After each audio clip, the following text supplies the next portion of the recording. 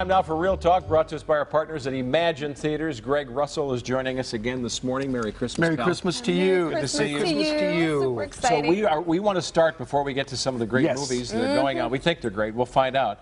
This poster that you got for us last Thursday that we gave away to one of our viewers, right? So here it was.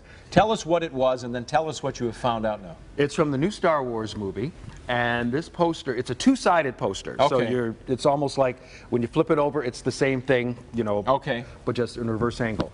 It was signed by the entire cast, including J.J. Abrams, and also Harrison Ford, also all the new lead characters, including Lupita Nyong'o, who won the Academy Award a couple of years back for 12 Years a Slave, and all these people now who are going to, you know, really jump forward with their careers. I was just kind of looking online for something else. This poster is worth approximately $5,000. Come on. Wow. Yeah. Because you know how this started. So we find out you hooked us up for this. It was exclusive to Detroit. So Tati and I first start talking in this control room with the gang, and then we asked you, well, what do you think this is worth? And you said, I don't know. Maybe it could be maybe a couple $1,000 bucks at some point. Already a week later, $5,000. Yeah, I mean, the poster alone, without any autographs, because it's the two-sided one, it's $250 bucks. What? Yeah. And then with J.J. Abrams, I saw something with him online. It was like $400, and Harrison is kind of like, well, you know, he needed extra money after making, I don't remember how many millions, you know, just for being in this movie. Well, Merry Christmas to the winner. We hope there you go. Make sure hang on to it. Who knows what it'll be worth in like 5 years? Oh, yeah. Oh, cool. yeah. All right, so we want to start with what? The new movie Joy? Joy. Yeah. That's right, the new one with Jennifer Lawrence. Okay. It's all about the lady who, she came up with this invention. I mean, she was, you know, mother didn't, things weren't going well, but she came up with this idea for the mop, the one where you push the little thing down to squeeze it out. Yeah. And that took off. She winds up getting it on the Home Shopping Network, and it just goes crazy.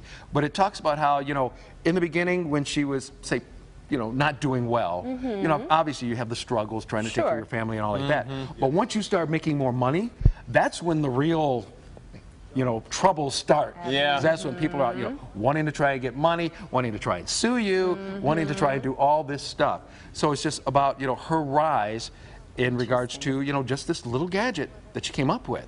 And Robert De Niro plays her dad, and it's kind of funny. She winds up getting stuck with her dad after I think his second wife is like, I don't want him anymore. Wow. You take him. That's funny. And Bradley Cooper plays the guy who runs the Home Shopping Network. And this is like the third movie I think the three of them have been in. You know, and they love each other's work, they love each other's chemistry, they always have a great time with each other.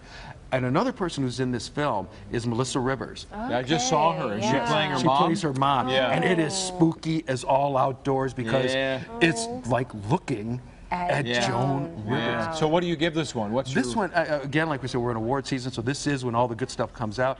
A 4. Okay. Because I mean, you know, very well acted, very good story, and again, this was also directed and written by one of my other cousins, David O. Russell. Okay. So I'm taking credit for everybody. Yeah, no, that's right. And he always does a, you know, really good job. I've had your candy, Russell Stover. Oh yes, that's it. With my other cousin, John Stover. All right. So Hateful 8. It already sounds hateful to me. So I don't know. Hateful. Sounds like a Tarantino title. And you know, and it is a Tarantino movie all the way. Is it? Okay. Yeah, I mean, it's one where there's a lot of action, a lot of violence, a lot of words that you probably don't want to say around the table. Okay. But it's a Quentin movie.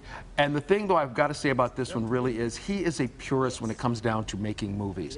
He has always loved the spaghetti westerns, you know, like those old ones with Clint Eastwood, Sergio Leone and all like that. Well, he shot this movie the same way. In fact, he was so old school, he shot this movie on film. What? No one does that anymore. Nobody does that. I mean, that's crazy. They had to find a company that could actually process the film. Oh, very interesting. And when I was in Los Angeles to see this movie, we had to go to an old movie theater, like in Westwood, because it was the only theater that had an actual movie projector. Interesting, You know, so that we could see this film.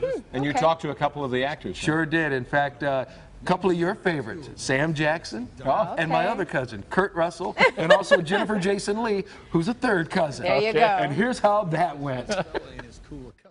Everybody's locked into the cabin because of the snow. There are people who you think are on your side, people you don't think are on your side. I mean, it was going on with everybody. Well, I know who's on my side. There's only 2 people in there I can count on that might be on my side. That would be John Ruth and O.B. Right, yeah. Right, because like the whole thing with you and Kurt Russell. In the beginning, it's like they're friends. The next thing you know, okay, not so close, but then but things just all kind of move around. Yeah. I mean, I have an understanding of who he is, and I know that's who he is. Right. Because we have met before. Right, yeah. right. It seemed like, because also your guy, it seemed like it almost met everybody else before. Kurt seems to know a lot of strange people. Yes, he does. Out there, yeah.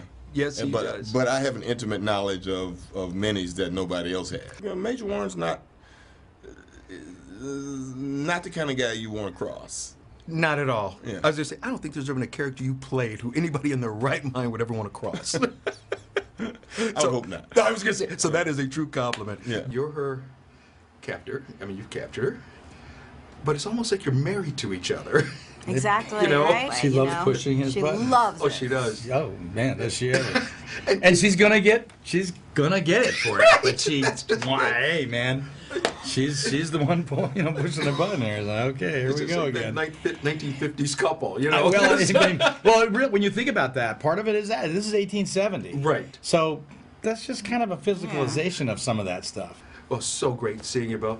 Jennifer, pleasure. Pleasure. Cousin Kurt, look forward to seeing you at the next family reunion. Yeah, exactly. Very funny. So do you have a rating for this one? Yeah, this is another one where it's one of those that could have gone anywhere between a 3 and a 4. It's a holiday season. We'll give it a 4, really also because of the work that went into doing this movie. All right, fair enough. Tarantino fans out there are going nuts over it. I mean, they love it. Got to tell you, though, it is long. It's 3 hours long. Wow. And probably adult only, Adult right? only, right? Okay. And there is an intermission, in the movie. So you can go and kind of like freshen Gone up. with the Wind, right? Yeah. Okay. Where you can go out and take your break.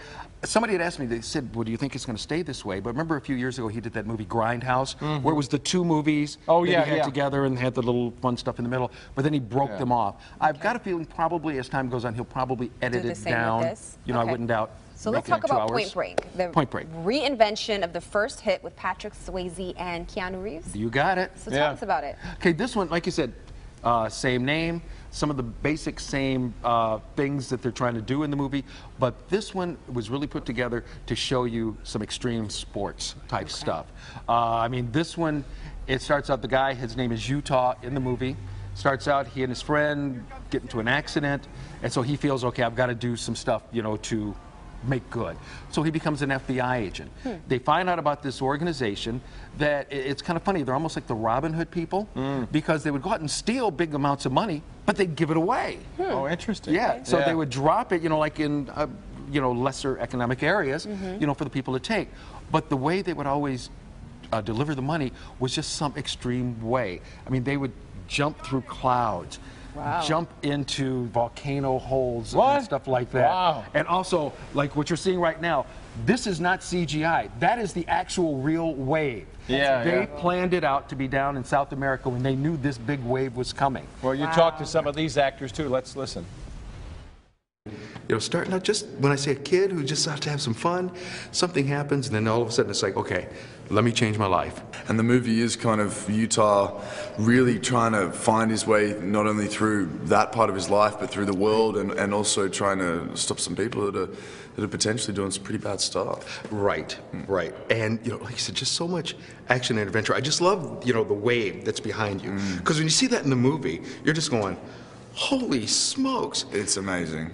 I was there when it was breaking, so I was in the water. I was probably sitting about here from it. Just absolutely amazing. I mean, I grew up surfing in Sydney. And so for me, I know all about it. It's a huge passion of mine, and this wave is mythical in a way in the surfing culture in terms of how dangerous it is, and we have the world's best surfers surfing this wave and kind of taming it. I mean, I describe it as this wave is almost like doing surf rodeo. When you're going through the script and you're seeing all the things this guy has to do, he's got to ride the biggest wave ever on the face of the earth. He's got to dive through, this forest and wind up in these holes and things. Yeah. Were you ever looking going, hey, I want to do those? What I can really rescue from this film and what I can, take away from it is whatever you do in life, commit to it. Do it with passion. Do it with intensity and take it to the very extreme. I mean, the intensity of whatever you do. So I think that this is what the tale of Point Break is about. So all three of these movies, Joy, Point Break, and Hateful Eight, are showing at Imagine Theaters around the D. For showtimes and locations, you can check out their website, imagine-entertainment.com. So you've got some good giveaways. That's right. Here, you want to go see Point Break? Yep. I've got tickets to give away. Just go to our Live in the D Facebook page, and hey, just go there, check it out, and who knows, you might be able to get a whole pack for you and the family at Christmas. There you go. You're big on the gifts, and the poster's the best yet. Sure Good to see you, man. Thank you so much.